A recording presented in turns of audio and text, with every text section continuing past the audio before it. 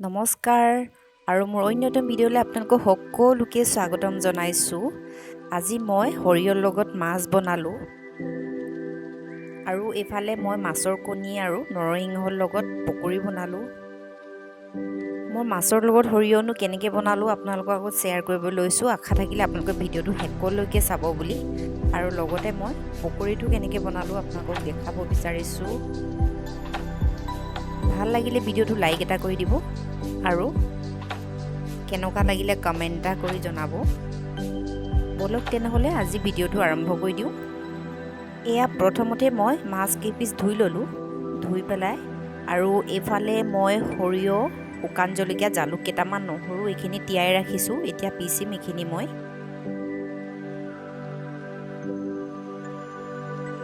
আৰু এইফালে মই মাছত দিবলৈ বিলাহী দুটাও পুৰি লৈছোঁ, পুৰি পেলাই দিম মই। আৰু এইফালে মাছখিনি নিমখ আৰু হালধি দি এতিয়া সানি পেলাই ফ্ৰাই কৰি লওঁ।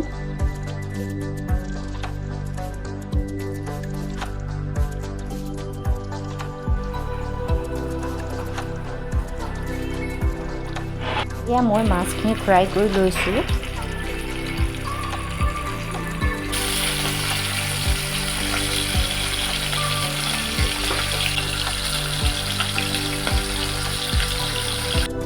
মাছখিনি ফ্ৰাই কৰা হৈ গ'ল মোৰ। এতিয়া মই ইয়াতে পিঁয়াজ ভাজিব ষ্টাৰ্ট কৰিলোঁ।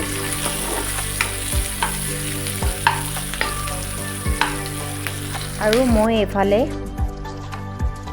চব্জিখিনি বনাবলৈ কাৰণে ৰেডি কৰি ৰাখিছোঁ। সৰিয়হ পিচা, গৰম মছলা আৰু জিৰা, এইফালে হালধি, তেজপাত দুখিলা আৰু কেঁচা জলকীয়া দুটা ফালি লৈছোঁ আৰু পিঁয়াজ, এইখিনি মই ৰেডি কৰি ৰাখিছোঁ।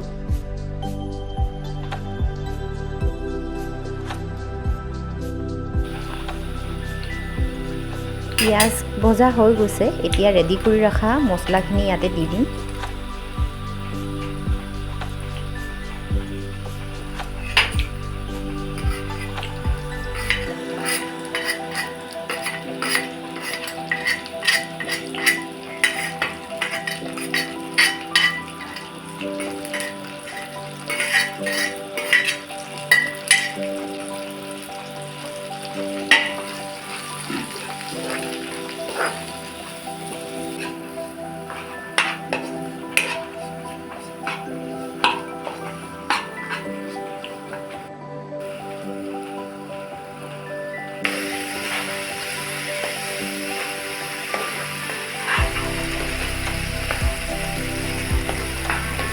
এনেকৈ মছলাখিনি অলপ ভালদৰে ভাজিব লাগিব।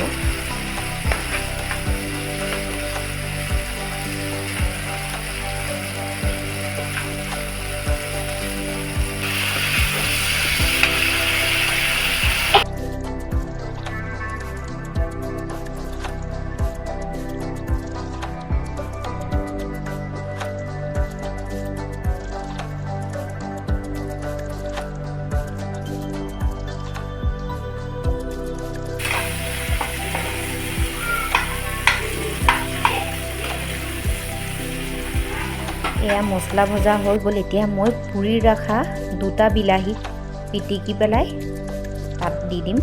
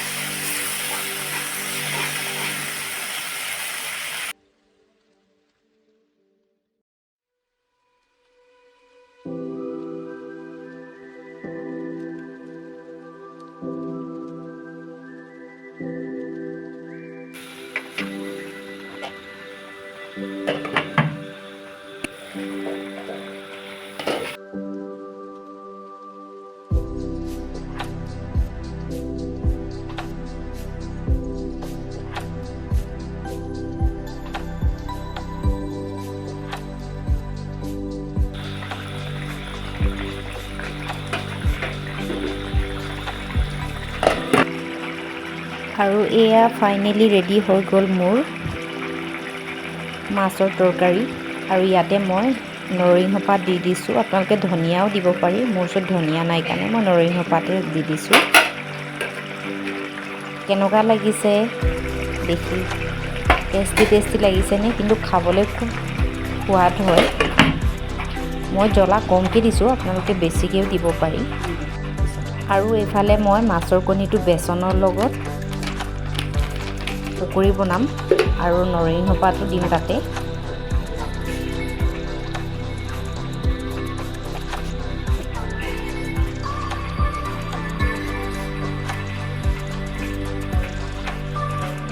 মাছৰ কণী হালধি আৰু নিমখ দি পেলাই মিক্স কৰা হৈ গ'ল বেচনৰ লগত। আৰু ইয়াতে এয়া নৰসিংহ পাত এখিলাকে দি দিম।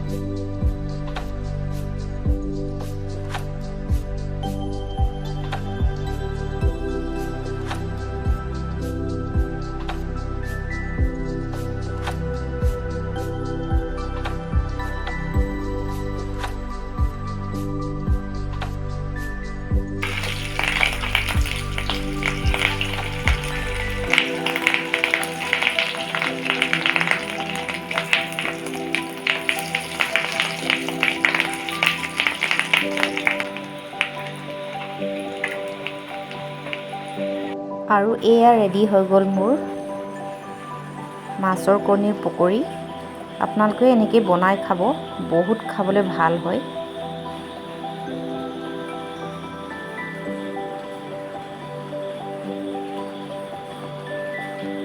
আৰু এফালে মোৰ মাছৰ চব্জি এয়া।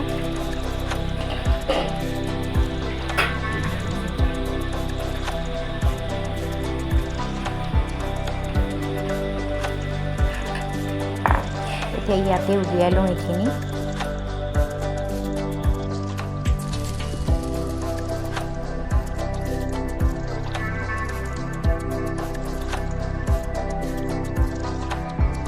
আৰু এইখিনি আপোনালোকে ভাতৰ লগত খাব, খুব সোৱাদ হয় খাবলৈ।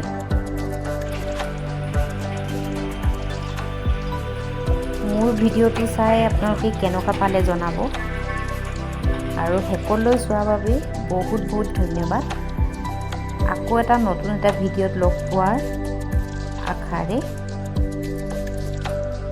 আজিলৈ ইমানতে ৰাখিছোঁ। Bye bye.